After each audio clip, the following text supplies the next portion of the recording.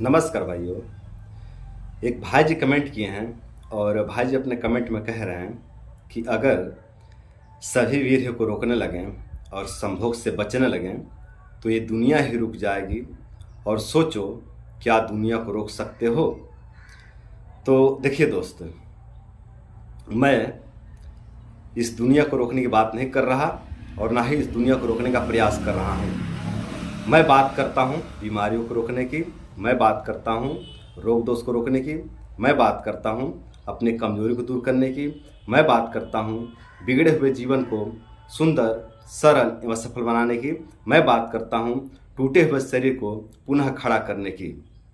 तो मैं कभी भी ये नहीं कहता कि आप गृहस्थ में ना जाएं, मैं कभी भी ये नहीं कहता कि आप बच्चा पैदा ना करें, मैं कभी भी ये नहीं कहता कि आप घर छोड़ करके भाग जाएं, मैं कभी भी ये नहीं कहता कि यदि आप शादी कर लिए हो तो पत्नी को छोड़ करके भाग जाओ। मैं कभी भी इस तरह की बातें नहीं करता।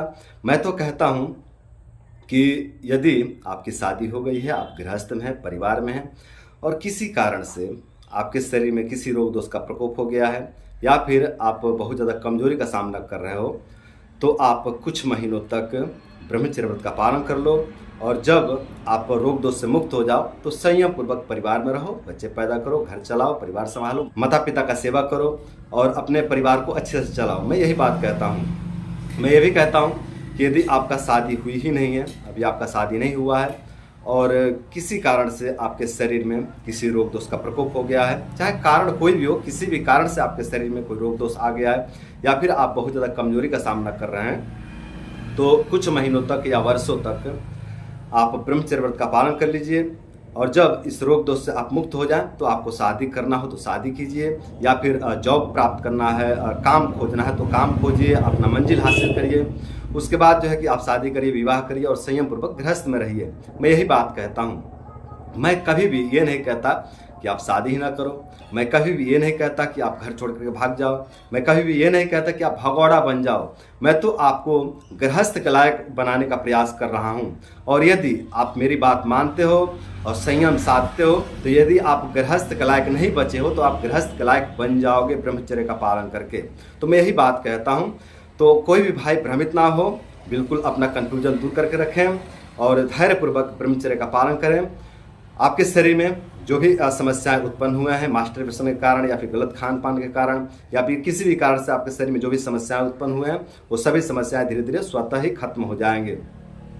मैं यह भी कहता हूं कि यदि समस्याएं बहुत गंभीर हैं, बहुत जटिल समस्याएं आपको घेर ली हैं तो आप चिकित्सा चलने दीजिए, आप मेडिसिन लेते रहिए, अपने नज़दीकी चिकित्सक के देखरेख में कुछ दवाइयाँ लेते रहिए और साथ में ब्रह्मचर्य व्रत का भी पालन कीजिए।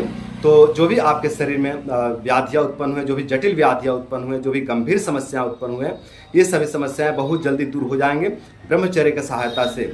केवल मेडिसिन भी काम करते हैं दोस्तों, केवल मेडिसिन भी अपना प्रभाव दिखाएंगे, लेकिन साथ में यदि ब्रह्मचर्य को जोड़ दिया जाए ना तो बहुत जल्दी जो है कि रिकवरी देखने को मिलेगा।